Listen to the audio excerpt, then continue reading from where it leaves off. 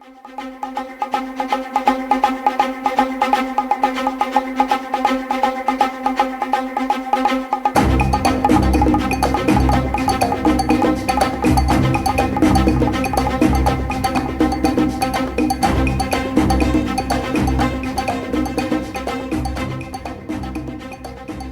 and welcome to the Global Risk Talks. My name is Evgueni Ivantsov. I'm the chairman of the European Risk Management Council.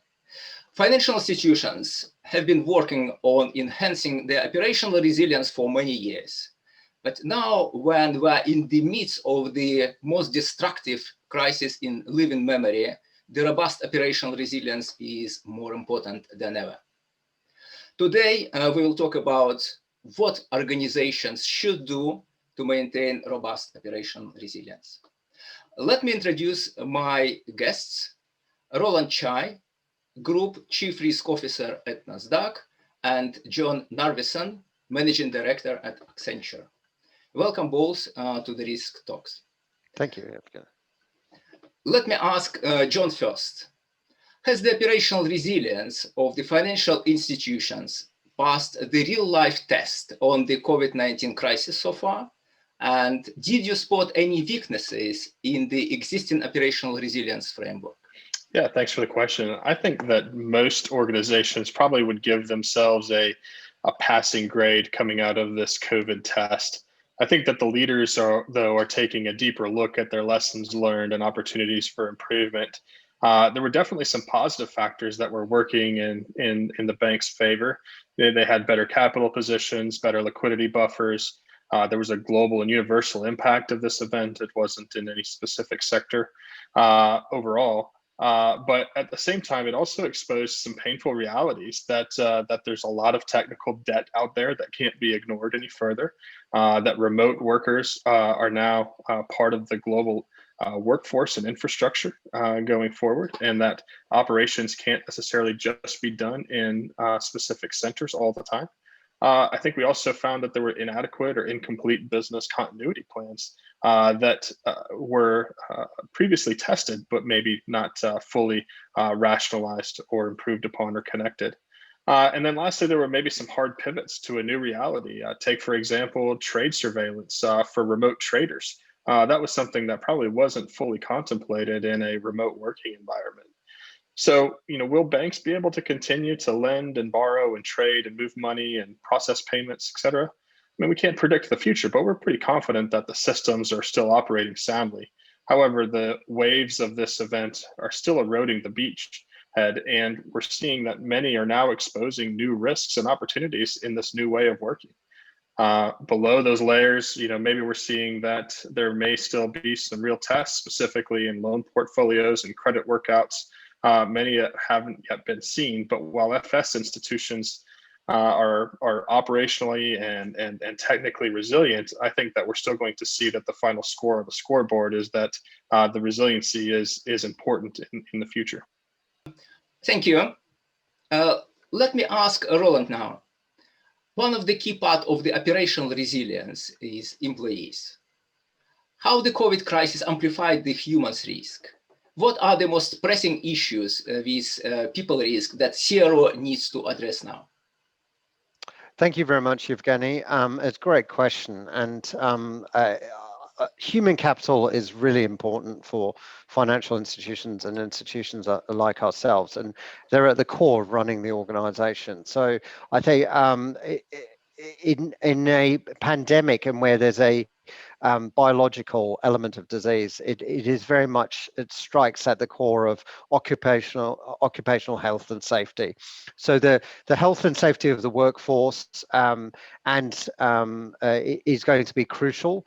How you operate, how an organization operates, and the ability to have multiple modes of operation, both geographic, diversity across geography, but also diversity across workforce, and being able to back up and plan for those situations where someone does get sick or a group of people get sick are really important for organizations. And how to think around and develop solutions for planning with people in different states geographically, and we're under different rules and obligations from governments. Those are the kind of questions that a CRO needs to look at. Yes, okay. And in this case, how do you strike the right balance between safety of your employees during the pandemic and providing uninterrupted service to your customers? Yeah, I think great question. I think prior to the pandemic, being quite a tech-focused organization, we had a lot of digitalization. And so a lot of it accelerated any digitalization that we needed to, accelerated it. The trend. So we do use a lot of the cloud. What that enables you to do is allow employees to work from the safety of their own home and in a safe environment, and doesn't require them to travel via mass transit into a crowded workspace, whether it's in New York or here in Stockholm or in Mumbai or Bangalore or any of those centers. So digitalization and providing different modes of working and also resilient technology services and putting most of your infrastructure onto cloud. Those are some of the kind of modes whereby we're able to make sure that our employees can use the latest technology, such as the Zoom that we're using, to enable to function in their work without endangering their safety. Thank you.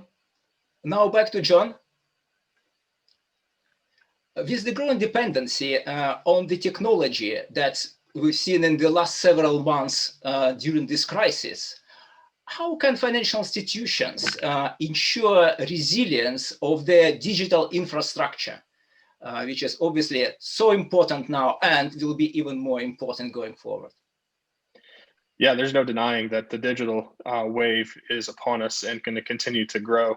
And I think that a good risk management approach is going to use a common principle that we've used for many years in the non-financial risk space, and that is the 3 lines of defense. Thinking about how the first line can't necessarily ignore the fact that technology is driving the future here, and therefore we need to consider a resilience by design methodology in that future. So bringing in resilience, DevOps, and redundancy and data recovery solutions that are just starting points, but are moving more than to preventative maintenance, prioritizing risk services, systems, tools, and data sources, and thinking about how often are they expected to be available? What are the outcomes of that recovery? What's the risk tolerance and the potential customer impact? We have to know all of these things and then incorporate that back into our system to do preventative maintenance and to potentially realize that issues are going to come up in the first line of defense that we can't always account for immediately.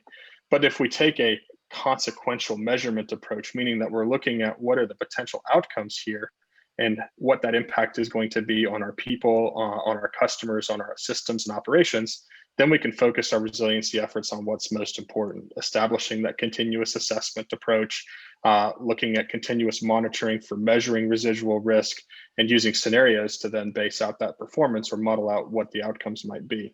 But let's not forget about one important concept here, which is the third line of defense, or the third parties, I should say, which are an ever-growing part of the ecosystem. Here in the US, we've seen an increased focus on third-party resiliency and what those individual institutions mean in the ecosystem of large financial services clients, and how they must be treated very similar to your own individual operational units and managing their resiliency. But in that 3 lines of defense, you also have a second and a third line that are extremely important as well. A second line that can make agile decisions with quality data, and aggregation platforms and analytics are extremely important. We need to be able to make better decisions with better data, but we're also operating oftentimes with incomplete information. And we saw that throughout this COVID crisis as we looked at whether we had liquidity problems or capital problems, and it turned out to be operational problems as people moved from working in offices to working remote. So we need platforms that can help us aggregate that information and make decisions and use analytics so that we can automate our responses or potentially apply technologies of the future like machine learning to prevent, detect, and respond to an event and reduce human error in that process. that oversight then gives us a better, robust infrastructure for managing those types of resiliency risks. And then lastly, in the third line, we want to be very focused on accountability, right? Preparing for the worst, but expecting the best. I think oftentimes we think about business continuity being a bottoms-up exercise and checking a box, and our testing environments aren't always adequate for being able to manage the complexity of our end-to-end systems and the services that we're trying to do overall. However, in our 2020 cyber resiliency survey at Accenture, we discovered that the leaders who invest in those resiliency frameworks oftentimes are 4 times faster at finding issues, 3 times faster at remediating issues, and twice as fast at reducing the impact to the customers. And that ultimately is what the bottom line is taking care of our customers. Thank you, John. You mentioned that we need to prepare for the worst. And what we see since the COVID struck, cyber attacks and cyber crimes against financial institutions and their customers have spiked. Do financial institutions require now to reconsider their cyber protection approach? Yeah, I think it's very clear that the risk profile as a result of COVID has changed significantly. Firms historically invested in efficiency and customer experience and trying to drive bottom line profitability and growth, but this has often come at the expense of overall resilience, if you will, and the cost takeout and revenue growth of driving profitability and not cyber and tech resilience has left institutions with a myriad of systems and tools and infrastructure that are compiled together, but may not necessarily work as an end-to-end solution, often in silos or with data quality issues or systems that don't communicate effectively. And the cost of this has a lasting financial and reputational damage in the event of an attack. Ransomware attacks have increased 700% in 2020. One study showed that over $11.5 million are lost every minute due to cybercrime in 2020. There's just been a huge spike in this space. So we're operating in an environment where potentially there's a greater likelihood of breaches or risk events because of this greater surface area and people working from home. So we need to adjust our scenarios and our risk assessments and our controls appropriately. We need to think about, normal times. These risk assessments may have been check the box or common frameworks or simple execution activities done manually, but those were often wrought with human bias or incomplete information. We need leadership, ownership, and accountability that will work in combination with our human resilience and talent to automate and digitize processes that will allow for quicker decisions to be made, data to be done, aggregated more consistently, analytics that can be applied, system tools and platforms that can help predict and prevent risks. But that's only viable in a digital environment, in a digital system. In fact, our global risk study done last year pointed to the fact that digital threats require digital responses, meaning that organizations are still operating mainly uninformed or potentially underinformed and unaware. And we're seeing an industry-wide acknowledgement that the future of cyber protection and resiliency lies in the ability to adopt new technologies like blockchain, quantum computing, machine learning, cloud, et cetera. And therefore, the cyber risk and resiliency is not a risk that can be further reduced only by human effort, but that firms that are investing in these tools of the future will likely be the firms that can survive and thrive in a stressed environment or against any sort of cyber attacks. And back to Roland. Roland, I would like to discuss working from home practice, remote working. Remote working already has become the widespread practice across the industry, and it's more likely remain so even in the post-COVID crisis. What might be the long-term implications of remote working for the operational resilience of the organization? Yeah, so I think you're moving from a centralized large office location to a distributed working model. And so that means that where where in terms of operational resilience, whereas you concentrated maybe on a headquarters or large office blocks and data centers, the data center issue will still be there. But in terms of ensuring the security and resilience of your workforce, now you've got a lot of distributed centers. So some people might be working from the suburbs, from their home, and the employees may, in an office of 2,000 or 2,000 people, now you've got to look at suburbs and connectivity across a wide dispersed area. Now that might involve different telecommunications lines, different electricity grids. So one of the situations is that in that kind of environment, if you had a severe hurricane or a severe weather storm, whether that brings down electricity and suddenly groupings or concentrations of your employees are vulnerable to those kind of situations. And secondly, is whether in certain centers, telecommunications, geographically, telecommunications providers and also electricity providers are reliable. So in some some countries, the service provisioning is different. So in Europe, you may get very high broadband speeds. If you have operations in India, there may be a trouble getting the same kind of technical infrastructure to operate. So when you think about resilience and the ability of the operation, now you've got the benefit of diversification. So you've got less concentration risk, but now you've got to think about how do you make each of those nodes operate and resilient, especially if something brings that down. So that's the kind of thinking that needs to you need to understand how your organization operates in this mode. Okay, and also related to remote working and the impact of the COVID, I would like to talk about a little bit about mental health of employees, which is often already highlighted as a serious concern for the financial institutions. This impact can jeopardize the operational resilience in the long run. How you mitigate this risk for your people? Absolutely, Evgeny, and we've seen it, especially under stressed environments. So there's several aspects to it. One is the stress of the pandemic itself. So being able to understand and whether people are concerned about how they operate. Obviously, some people are operating in isolation. They're not with family, or they might be by themselves. So what the way we mitigate this is we communicate clearly and we communicate frequently, both as a leadership team, but also as a company. So we reach out and understand and take the pulse of our employees and understand whether there's stress going on within certain parts.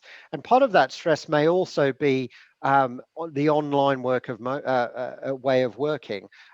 Zoom fatigue is becoming a phrase that's common in the lexicon, and being on 24 hours a day and having that, I think in terms of the amount of screen time, the amount of meetings that you can have, a lot of people are finding that they're working from home, that their actual encroaches on their late night or social life, and some people don't have the mechanisms to turn that off.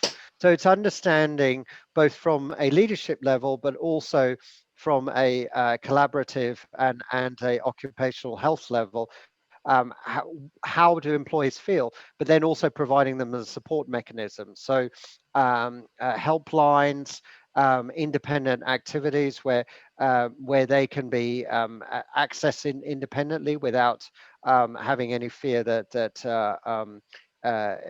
there's any invasion of their privacy. Those kind of support mechanisms are absolutely crucial in providing this. And also, it's also understanding the types of work. So some people, like if you're looking at a sales function versus a software development function, some are more naturally be suited to collaboration or development offline, whereas some of them you need to be in the office, and understanding how collaboration and innovation is frustrated or impacted through this different way of working, and what the impact that has on people's psychology, and developing tools and techniques to overcome that and move that forward. So I think mental health and also the ability to adjust to this new working lifestyle is absolutely crucial to this. Given that how much people make up the intellectual capital of an organization, having your pulse on that is an absolute high priority.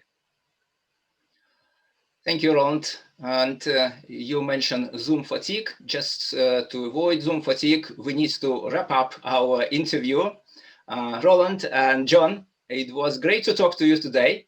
Many thanks for joining me and share your great insight. Thank you. Bye-bye. Okay, thank you, Evgeny. It was a pleasure taking part. Thank you.